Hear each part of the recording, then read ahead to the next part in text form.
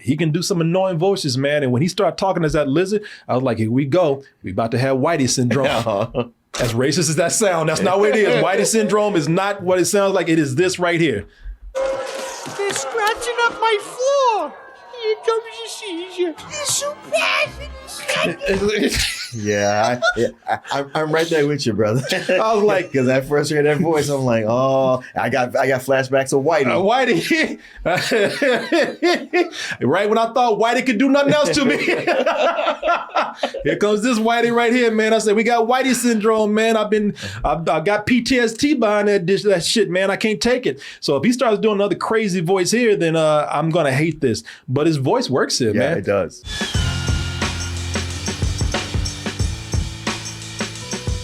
December 8th. That's a Friday.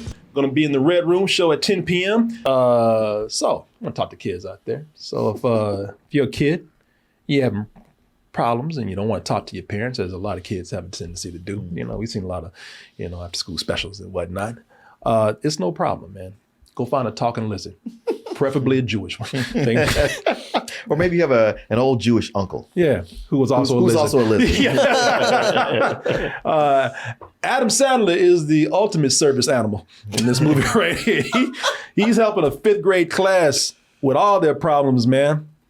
His problem, though, is that he's telling every kid, now, look, I'm only talking to you. All these other assholes, they don't know. They ain't special. You're special. You're the one right there. Keep this between us. Yeah, but keep this between us. Some people don't say he's almost like a pedo lizard. But he says, hey, you're special, kid. But you're my special friend. Keep this between us. While he's going off and talking to all these other kids out there. So what happens when all these other kids and some of these other animals find out that he's a cheating ass lizard? It's not going to lead to anything good. And that's where we get this movie, Leo. Leo and his pal Squirtle over there, who's voiced by Bill Burr. Adam Sandler and I, we have had, an up and down relationship when it comes to animation. Animations is one of the places I've hated Adam Sandler the most. Animations is some of the places that I've liked him the most. Yes, true. Where do we fall with old Leo right here? Let's go ahead and take a look at this trailer, and we will be back with our review. All right, another year, another batch of 5th grade head cases. Let's just get through it. You just spoke! Mom! No! Shut up! Shut up, bitch, shut up! Choke it out. Try doing this. Wait. I don't remember that from the movie. Man, I got Tamar right there. I got a good chuckle out of that. But you can never tell with a chuckle from Mark. You never know. You might Caught me off guard. Exactly. That might be the one chuckle that lizard gonna get. Yes, exactly. You look like a lizard when you said it. Exactly. Except I could understand him saying that. It's my dad. Oh, hey, it's me.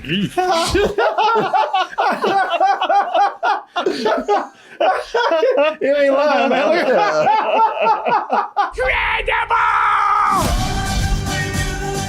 I told y'all that Adam Sandler and I, we have a very mixed relationship, an up and down relationship when it comes to animation, especially. One of his movies, out of all his movies, I could probably say that this one is the one that I hate the most. We had a long discussion about how this is a movie where it's a challenge for me to even watch a minute of it.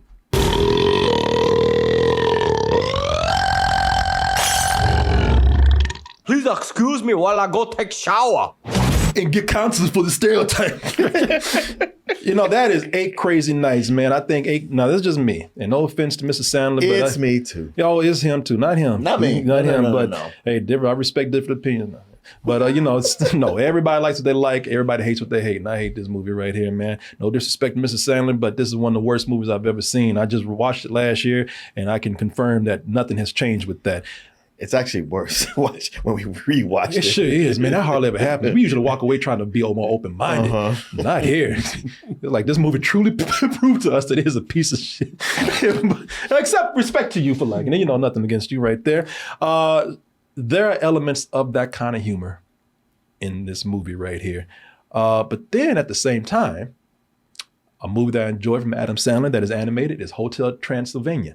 And there's elements of this movie in here. So you could say that this is a mix of humor between Eight Crazy Nights and Hotel Transylvania. And the reason why I say that is because Eight Crazy Nights it's a movie with a lot of adult humor trying to fit into a family film. And that was the problem with it, really. Yeah. I mean, there's a lot of things in there. While Hotel Transylvania, well, that movie is a straight up kids movie. Yeah. And to me, it's a cute one, man. I really like adorable. that. It is adorable. I really like that, man. Well, that's the thing with this movie right here. Leo feels like a film that Eight Crazy Nights wanted to be. The humor that appeals to adults, especially about parenting in this movie right here. There's a lot of stuff about parenting that only parents would really understand. A lot of the humor comes from that. But there's nothing too offensive here that kids can't watch. I saw this as a family movie that did not talk down to kids. They weren't, it's no different than Looney Tunes that we grew up with, where that stuff was not written for kids. Right. It was written for adults, but we watched it as kids, and the humor wasn't like they were, it was some sex jokes, but it was never like crazy. Yeah, not extreme, but yeah, I always felt growing up watching them that they were written slightly above my level, and I wanted to rise up to that. Yeah, and I think that's what you have here. You have humor that like we grew up watching Looney Tunes. Some of this stuff's not written for us, but it wasn't that offensive to us, and and it's some stuff that even when we did get it, it was fine. Hell, we were laughing at the jokes we didn't get. I remember sometimes my brother be talking about, what the hell you laughing about? What does that mean? I'm like, I don't know. I'm just laughing. But if I go by the context. I would say the only thing that might be questionable, and it's probably not, because Dad and even Mom might like this. There's some sex ass women. And there's one trophy wife, and she keeps her ass up in the air. She keeps her ass showing. They got one scene where she's doing yoga, like she's trying to do oral sex on herself, man. And that it's easy to see why he married her. Yo, hell yeah. But that like I said, her ass is that's another star in the movie right there. That ass stays out on camera. I appreciate that it doesn't fit in any category, because this is why I think Netflix and other streaming services are really great for animation, because if they're not just straight out doing adult animation, then they're redefining what is a family film. You can see them pushing the humor here, or bringing up certain topics that if it was a studio, they'd be like, oh, kids can't handle this. Like they talk about divorce, they bring up menopause in one song, They bring up someone being drunk. Drinking. Yeah, how babies are made, all this kind of stuff. In the studio would be like, well, that's, we got to be more kid friendly if we want to make money. We can't do all that because the kids can't handle it. And it's like, why not? How come the kids can't handle it? How come the kids can't hear it? Kids hear worse shit at school than they probably hear from this damn lizard right here, Or they're just straight getting away from a formula. Maybe I feel about this movie the way I do because I just got out of watching a Disney film that was the most formulaic thing I've ever seen, which was Wish. And, and I was sitting up here thinking like, wow, I have an appreciation a lot more for when things are actually taking a risk or doing something different or just not giving us the same old thing out there, man. Leo is on that same level of storytelling. They're not on the same level of storytelling as Pixar. They're not at all. So I don't think I'm saying this, or saying that they are when I say this.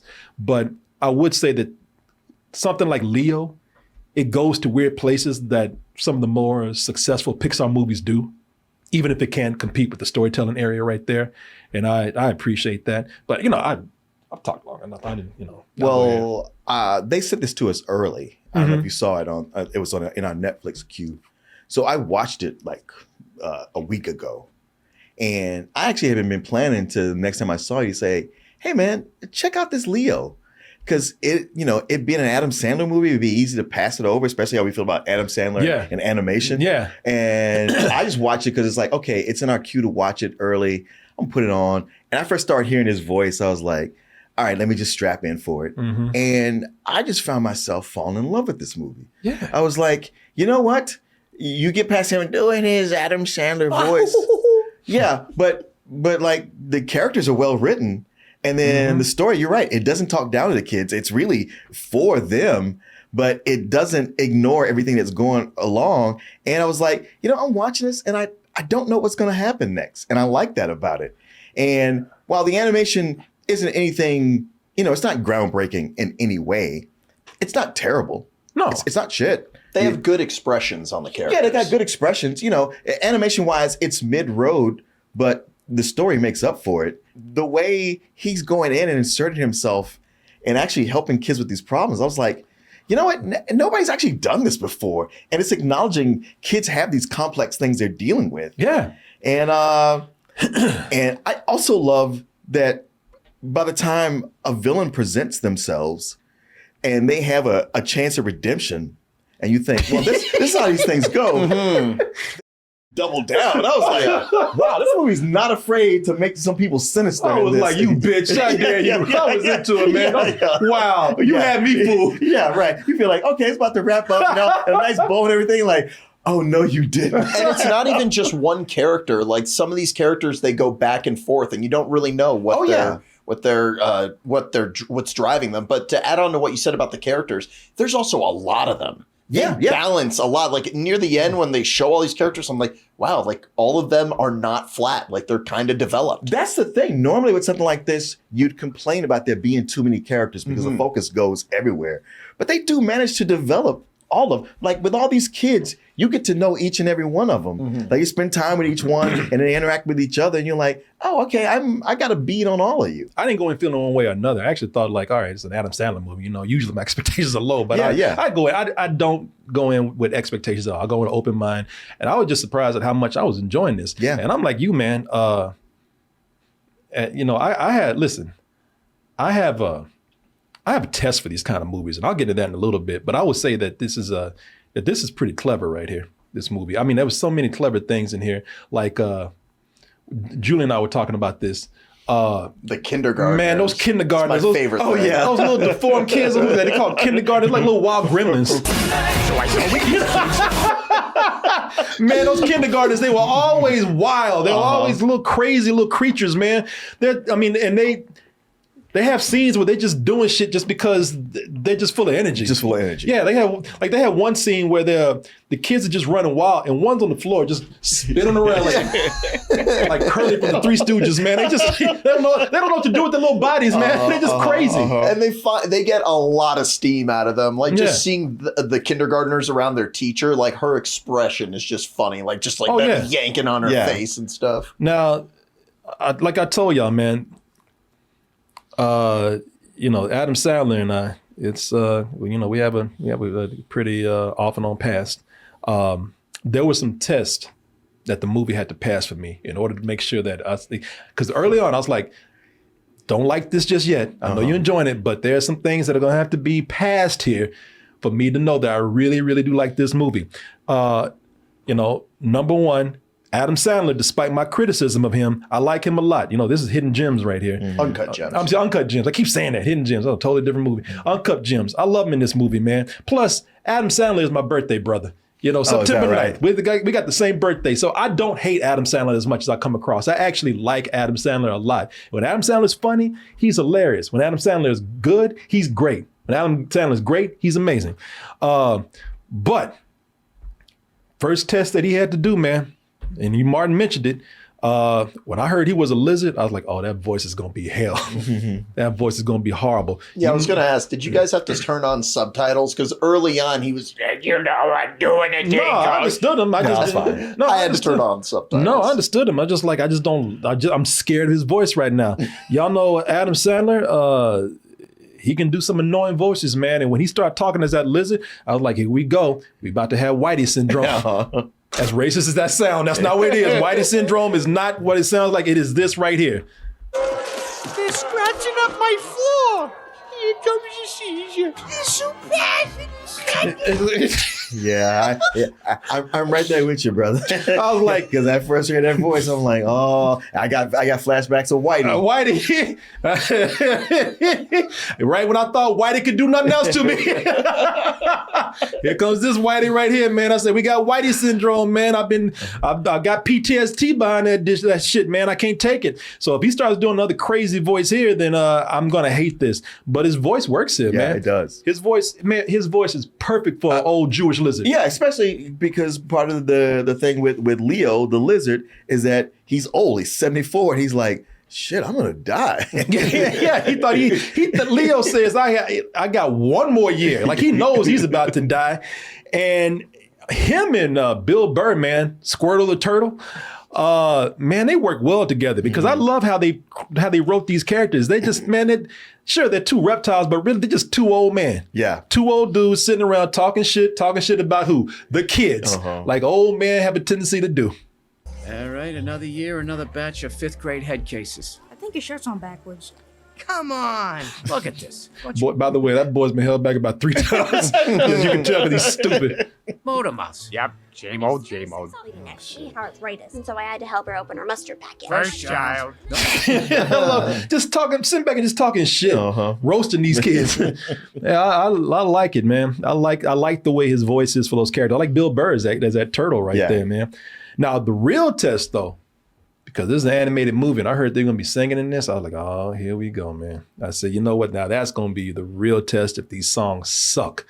And listen, I don't know if any of these songs gonna win a Grammy. I don't think, they're gonna be songs you're gonna be singing at karaoke like you do at Disney tunes. But the songs did not annoy me. In fact, they made me laugh. They made me laugh because I thought the songs were written pretty funny. But what really made me laugh is that hardly any song gets a chance to get finished. Every song is interrupted, man. Every song is either interrupted for them to go have a conversation, and sometimes they interrupt the song and they never go back to it. And the songs are kind of low key. Yeah, they are. Yeah, you're right.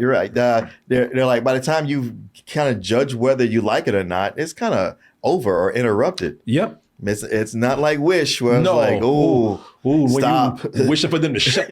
Not like that at all. None of them Should we were. put the lizard in my room? Because the birthday party's coming up and not right now, honey. Daddy's bragging. Because rules do not apply. Yeah, there you go.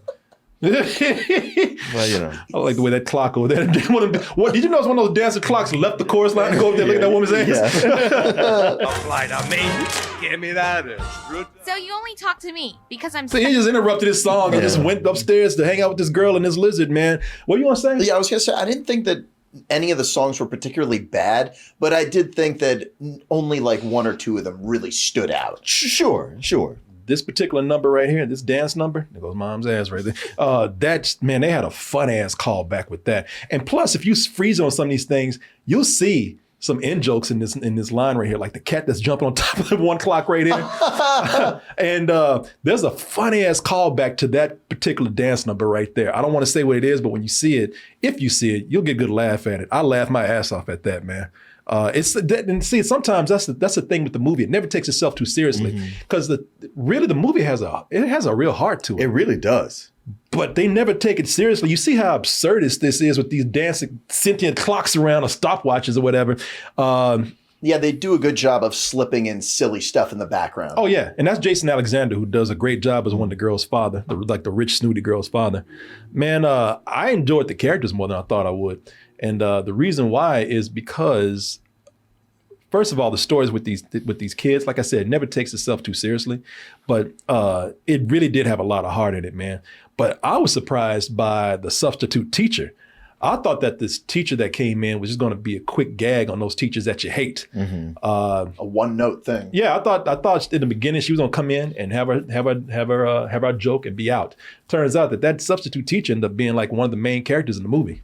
Who's gonna take on some responsibilities? Also, I'm supposed to go indoor skydiving tomorrow, but I think my father may be home, so if it's okay to leave it with your father. Shut up! No, I love that she had a story arc of her own, man. They made her a deeper character. They did. I thought she was going to be one and done, man. I think that the reason why this works so well is because there's a difference between 8 Crazy Nights and Hotel Transylvania. One of those is like one movie sucks and the other's good. But the reason why I think one is good is because Robert Smigel. Oh, he's Smigel. Robert Smigel. That's Smigel. That's Gala. Dang it, you.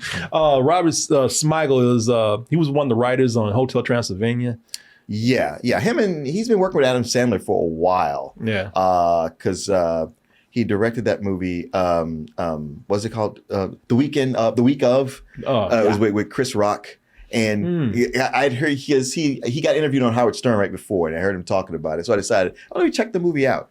And it's really not that good, but it's something about it that's better than the average Adam Sandler movie, like more grounded, less of those, sophomoric crass jokes. Yeah, yeah. And I guess, working with something like this, especially animation, he comes to his own because he also did all the TV Funhouse stuff on SNL. And he's also, as you can see, voiced the Triumph the insult comic. Yeah, who's hilarious. Man, So listen, go ahead. I know you might have some things to. Well, add to yeah, this. I think that you also didn't mention though. You're talking about the other Adam Sandler projects that this is similar to. In a way, this kind of feels like something that evolved from Adam Sandler going, I kind of want to do a sequel to Billy Madison. Like there's scenes in here that are repeating jokes from Billy Madison. There's songs that feel like they're the same message that are in like something like 8 Crazy Nights.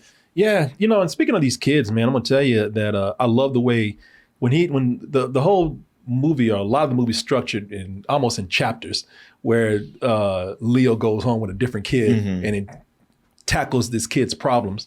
I thought that was cool because every family or every kid had their own joke to go with their family or their problem. Like the girl that talks too much, her family kind of hates her. They just cope with her. They just tune her out, and they're exhausted behind her. I love the kid who had the overprotective parents. Yeah. And I thought that was clever. And it was. There's something going on with his drone. I'm not going to even say what it is, but the way they handled that joke with the drone, I thought was very clever and very funny. That could easily have been a terrible joke that Yeah, went it on should too have. long. Yeah, no, they did it just enough, and they only did it when they had a joke to do, and a clever joke at that. It actually worked out very well, man. Because there's a lot of running gags in this movie. No, there are, man.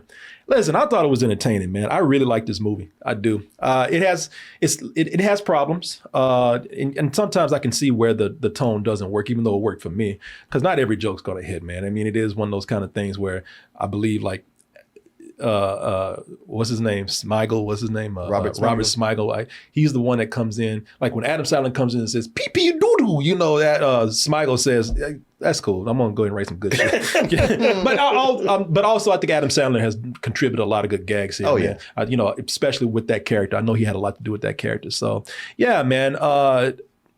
It's a big surprise for me. Because I didn't even know the movie was out. I didn't even know it existed until the day that it came out. Oh, yeah. So I remember I messaged you. I was like, so are we going to do this? And then late that night, you're like, yeah, let's do it. I was like, all right. Because I started watching, I was like, man, I'm kind of liking this.